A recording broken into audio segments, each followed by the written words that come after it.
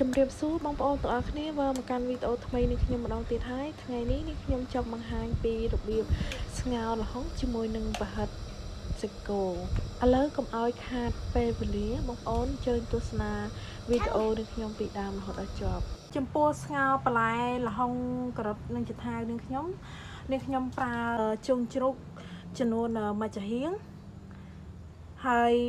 បន្តមកទៀតខ្ញុំមានប្រហិតសាច់គោហើយនឹងឈាមគោចំពោះបន្លែបងប្អូនខ្ញុំមានចថាវ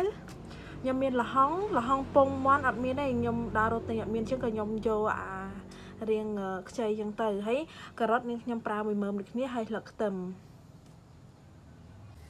ការ៉ុតនេះខ្ញុំធ្វើការកាត់ជាកង់ដុំធំ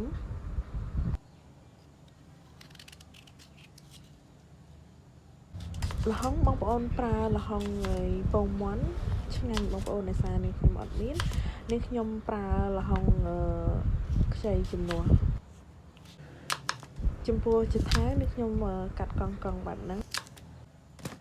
ឥឡូវបន្លែរបស់យើងបានកាត់រួចរាល់ហើយ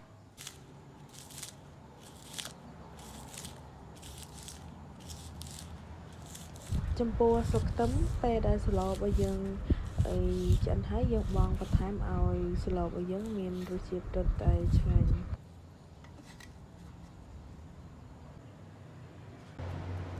នេះខ្ញុំប្រើខ្ទឹមមួយដុំ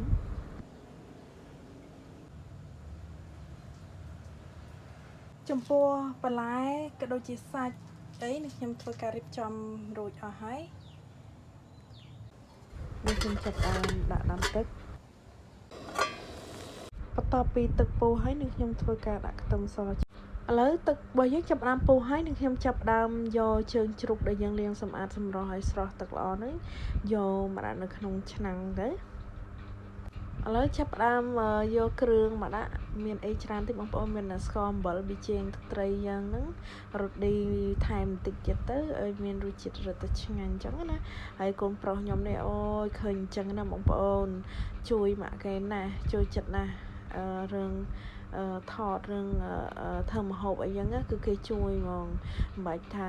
ហៅអីមកជួយថតអីអត់ទេបងប្អូនគឺគេមកខ្លួនឯងគេចង់ស្លបងប្អូនអូយឃើញយ៉ាងណាខូចណាបងប្អូនអើយឥឡូវបន្ទាប់ពីយើងដាក់គ្រឿងរួចរាល់ហើយយើងចាប់ផ្ដើមដាក់បន្លែមើលតើអ្នកដាក់បន្លែក៏ដឹងតែខ្លាចទឹកក្តៅដែរដាក់បដាខ្លាចទឹកក្តៅបដាបងប្អូនហើយយើងធ្វើការចាក់បន្លែអស់ទៅហើយបន្តមកទៀតយើងធ្វើការកូរឲ្យវាសព្វល្អហើយយើងដួសពពុះបងប្អូនយើងដួសឲ្យចេញអស់ទៅកុំឲ្យមានជាតិក្លិនធំឆ្អាបក្លិនអីចឹងណាបងប្អូនចំពោះបន្លែបងប្អូនដោយសារសត្វតែបន្លែអត់ងាយផុយអញ្ចឹងហើយក៏ចាប់ផ្ដើមដាក់ប្រហិតដាក់ឈាមយើងដាក់រងាស់ជុំគ្នាតែម្ដងចំពោះសាឡមួយមុខនេះបងប្អូនពិធីធ្វើងាយស្រួលមែនទែនយើងធ្វើការរងាស់ជើងជ្រូកក៏ដូចជាបន្លែរបស់យើងនឹង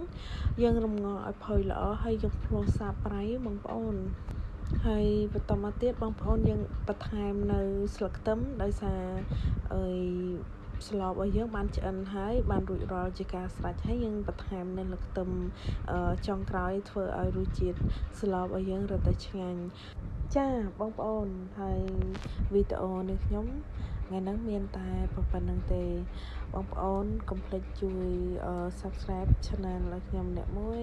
ដើម្បីទទួលពីម្ហូបនេះខ្ញុំបង្ហាញជូនបងប្អូនទស្សនាជារៀងរាល់ថ្ងៃសូមអរគុណសូមជម្រាបលាជួបគ្នានៅវីដេអូក្រោយ